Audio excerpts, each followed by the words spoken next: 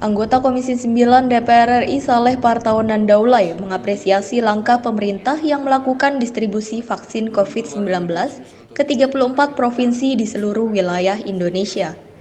Meski begitu, ia mengatakan vaksin yang sudah diterima oleh masing-masing provinsi bukan berarti bisa langsung disuntikan kepada masyarakat.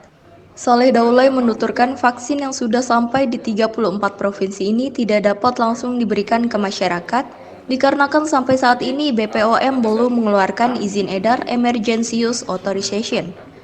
Menurutnya, tanpa adanya izin edar yang valid, maka vaksin yang sudah beredar tidak akan dapat digunakan. Ia juga berpendapat agar pemerintah segera melakukan sosialisasi secara masif kepada seluruh masyarakat terkait dengan keamanan mutu dan manfaat bagi kesehatan. Saya mengapresiasi langkah pemerintah yang ingin segera melakukan vaksinasi di seluruh Indonesia, terbukti dengan distribusi vaksin yang sudah dilakukan ke 34 provinsi di Indonesia. Namun demikian perlu dicatat bahwa meskipun vaksin tersebut telah diterima di masing-masing provinsi dan kabupaten kota, tetapi bukan berarti bahwa vaksin itu bisa segera untuk disuntikan ke masyarakat. Kenapa? Karena sampai hari ini kita belum mendapatkan informasi dari Badan POM terkait dengan Emergency Use Authorization atau izin edar sementara atau izin edar darurat yang sedang mereka lakukan.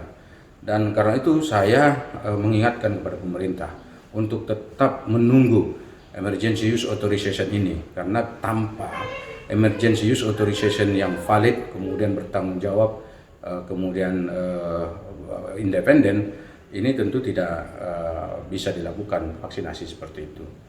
Kemudian terkait dengan upaya pemerintah untuk melakukan vaksin ini, saya mendorong agar pemerintah melakukan sosialisasi secara masif kepada masyarakat. Ada beberapa hal yang harus dilakukan ya. Sosialisasi yang pertama adalah tentang mutu, manfaat, dan keamanan vaksin. Nah, karena sekarang ini masyarakat khawatir apakah nanti vaksin ini benar-benar bermutu, aman, kemudian bermanfaat bagi kesehatan. Jadi ini harus disampaikan. Kemudian yang kedua, pemerintah juga harus mensosialisasikan terkait dengan vaksin ini, karena sekarang kan ada beberapa jenis vaksin. Nah, yang sekarang ada di tangan kita dan sudah didistribusikan itu adalah Sinovac. Ini perlu dijelaskan juga kepada masyarakat ini jenis-jenis vaksin ini, supaya nanti tidak ada perbedaan pendapat yang menganggap bahwa vaksin ini lebih baik daripada vaksin yang lain, atau vaksin ini lebih buruk daripada vaksin yang lain, dan seterusnya. Kemudian yang ketiga, perlu juga disosialisasikan kepada masyarakat terkait dengan KIPI, kejadian ikutan pasca imunisasi. KIPI ini menjadi sangat penting. Kenapa? Karena respon dari tubuh manusia terhadap vaksin yang dimasukkan ke dalam badan mereka itu masing-masing berbeda-beda. Jadi karena itu penting juga untuk dijelaskan, sehingga nanti jika ada KIPI, masyarakat sudah mengerti bahwa memang yang adalah sebagai konsekuensi dari pelaksanaan vaksin atau suntik injeksi vaksin yang dimasukkan ke dalam tubuhnya. Kemudian